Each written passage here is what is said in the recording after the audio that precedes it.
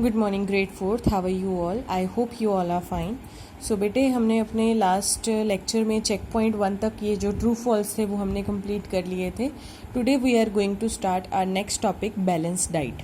नाम से ही क्लियर है, बैलेंस डाइट मीन्स जिसमें सारे प्रोटीन्स हों सारे न्यूट्रिएंट्स हों, जैसे carbohydrate, fats, protein, vitamin, mineral. तो जब हमें एक मील में हमें एक भोजन में ये सारे जो न्यूट्रिएंट्स हैं मिलते हैं, उनको हम बैलेंस डाइट बोलते हैं. क्लियर? एक राइट अमाउंट में हमें मिलते हैं. A balance diet contain the right amount of all the nutrient to keep us healthy. A food pyramid shows various nutrients and their right amount that should be present in a balanced diet. Balance diet क्या होता है कि हमारे food में right amount of all nutrient होते हैं. ये food pyramid के अकॉर्डिंग ही उन्होंने हमें बताया कि सबसे पहले फूड पिरामिड में हमारे पास ये ग्रेन ग्रुप है, अनाज. ठीक है जी, जिसमें चावल, गेहूँ, ज्वार, बाजरा, मकई, तो ये सब चीज़ें जो ग्रेन्स हैं वो सारे अनाज इसमें आते हैं. फिर ये फ्रूट ग्रुप आता है, फिर वेजिटेबल ग्रुप आता है, ये मिल्क ग्रुप है, जो मिल्क और मिल्क प्रोडक्ट होते हैं जैसे दही, पनीर वगैरह. ठीक है. और इधर आ जाएगा मीट ग्रुप. ठीक है ना, कि जो नॉन वेज खाते हैं जैसे एग्स, मीट, फिश, चिकन. ठीक है. नेक्स्ट आ जाएगा अदर्स में आ जाएगा आपका जंक फूड, जैसे आप स्वीट्स खा लेते हो, चॉकलेट्स खा लेते हो, पिज़्ज़ाज, नूडल्स, तो ये आपका अदर फूड में आएगा. Clear? So first point is bread and cereal should make up the major part of our diet. These food item provide us with carbohydrate and protein.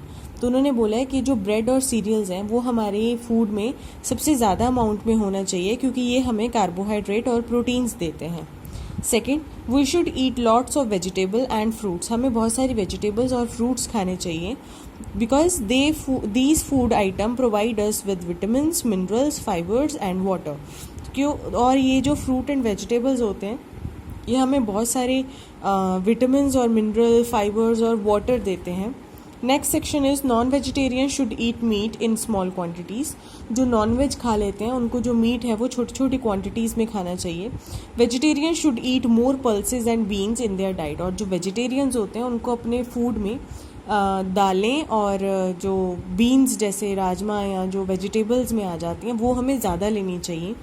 Milk and milk product should be a part of are diet. Milk और milk product मतलब दूध या दूध से बने हुए product हमारी daily life में ज़रूर होने चाहिए. We should eat as few fat, oil and sweet as possible. हमें जितना हो सके फैट, ऑयल या स्वीट्स कम खानी चाहिए. Different pulses, cereal, fruits and vegetable have different type of carbohydrate. जितने अलग अलग तरह के फ्रूट होंगे, जितनी अलग अलग तरह की वेजिटेबल्स होंगी, सीरियल्स होंगे, उनमें अलग अलग क्वांटिटी में कार्बोहाइड्रेट भी होंगे, फैट भी होंगे. ठीक है. प्रोटीन, विटामिन, मिनरल्स भी होंगे डिफरेंट क्वांटिटी में. Thus we should include a variety of these food in our diet. तो हमें ये सारी की सारी जो वैरायटी है अपने फूड में ज़रूर लेके आनी चाहिए. Milk is a complete food as it contain all nutrient that our body needs. Milk के अंदर पूरा कंप्लीट फूड होता है जो हमारी बॉडी को चाहिए होता है, एक्सेप्ट विटामिन सी. मिल्क में से विटामिन सी नहीं होता, बाकी उसमें सारे के सारे न्यूट्रिएंट जो हैं वो अवेलेबल होते हैं. क्लियर? नेक्स्ट आ जाएगा मेकिंग फूड एडिबल, कि हम अपने खाने को कैसे खाने लायक बना सकते हैं. We eat most food item after cooking them. हम बहुत सारा जो चीज़ें हैं वो पका के खाते हैं. ठीक है.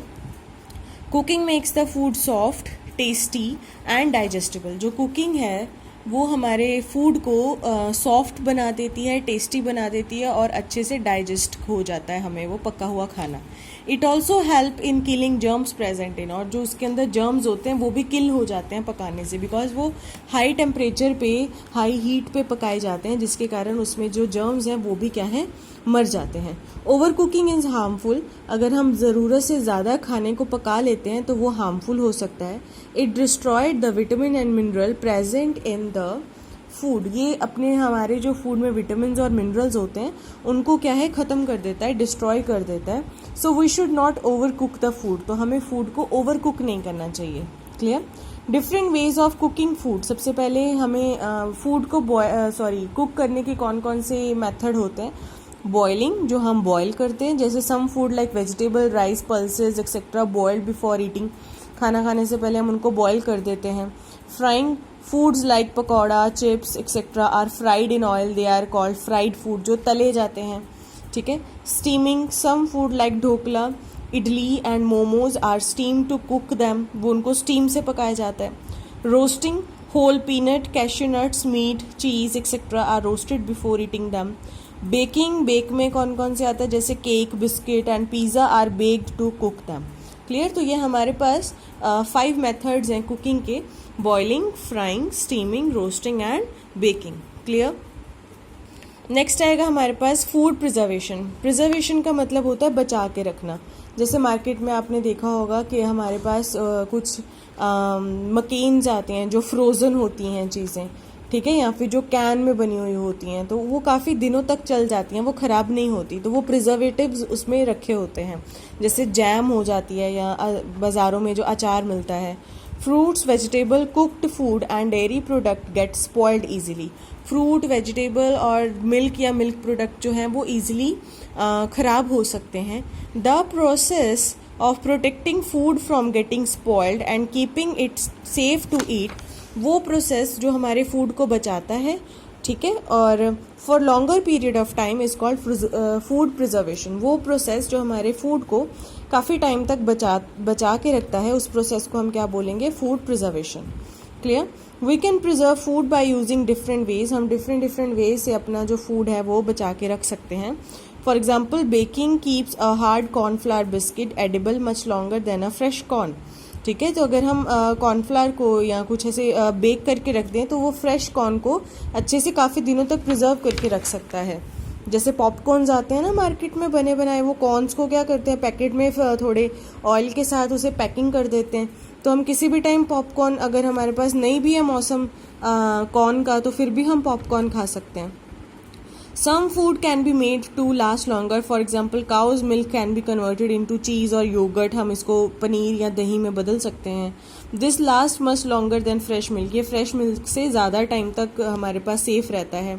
Some food such as meat and fish can be preserved by salting. अगर मीट और फिश है उनको अच्छे से नमक लगा के रख दो तो वो भी ख़राब नहीं होते. ग्रीन चिलीज, ऑलिव्स एक्सेट्रा ये भी जल्दी से ख़राब नहीं होते. Are preserved by adding vinegar और पिकलिंग. अगर ग्रीन चिलीज़ और ऑलिव्स को हम विनेगर में डाल के रख दें या फिर अचार में या कुछ ऐसा करके रख दें तो वो भी जल्दी से ख़राब नहीं होते. Fruits like apple, mango, pineapple etcetera can be preserved in the form of jams and jelly. हम एप्पल, मैंगो, पाइनएप्पल की जैम्स बना के रख सकते हैं, जेलीज बना के रख सकते हैं, वो भी ख़राब नहीं होता. Some food like fish and herbs are preserved by drying in the sun. कुछ फूड जो है जैसे फ़िश को सुखा लेते हैं, कुछ मसाले सुखा के रख लेते हैं, ठीक है ना. तो ये क्या है, सुखाने से भी, सूरज की रोशनी से भी वो सूख जाते हैं और वो जल्दी ख़राब नहीं होते. Cooked food, fruit, vegetable and eggs can be preserved for a longer time by keeping them in refrigerator. अगर हम अपने पका हुआ खाना, फ्रूट्स और वेजिटेबल्स को बचा के रखना चाहिए तो वो हम कैसे कर सकते हैं, उसे हम रेफ्रिजरेटर में रख सकते हैं. इन द केस हम उनको ठंडा रख सकते हैं, उनको टेम्परेचर उनका कम करके उनको ठंडी जगह पे रख देना चाहिए, जिसके कारण जो बैक्टीरियाज बेटे हमेशा हाई टेम्परेचर पे ही ग्रो करते हैं. तो अगर हम टेम्परेचर कम रख देंगे तो वो बैक्टीरियाज जो हैं वो ग्रो नहीं करेंगे. क्लियर. तो ये फूड प्रिजर्वेटिव्स था. Now this is a part of chapter this and checkpoint 2. Name, answer in one word the food that contain right amount of all nutrient. हम उसे क्या बोल सकते हैं, balance diet. Clear. This process destroy vitamin mineral of food. Over cooking पढ़ा था ना हमने. Next is food item like idli and dhokla are cooked by this method. किससे बनता था वो, स्टीम से. हमने अभी पढ़ा बेटे, by steaming. Apple can be preserved in the form of jams and jellies. यही पढ़ा हमने अभी, तो ये है. Clear. So remember these term. Over cooking, जो ज़रूरत से ज़्यादा पका लेते हैं हम. न्यूट्रिएंट, वो सब्सटेंस जो हमें हेल्दी रखते हैं. प्रिजर्वेशन, हमारे फूड को काफ़ी टाइम तक बचा के रखने वाला प्रोसेस प्रिजर्वेशन कहलाता है. ठीक है, मैं बैक एक्सरसाइज यहाँ पे सॉल्व कर देती हूँ. नेक्स्ट में हम क्वेश्चन आंसर्स कर लेंगे. Clear. Tick the correct answer. The component of food that gives instant energy to the body. Fat, protein, carbohydrate, water. Carbohydrate is the answer. A food rich in carbohydrate is oil, potato, green gram या cucumber?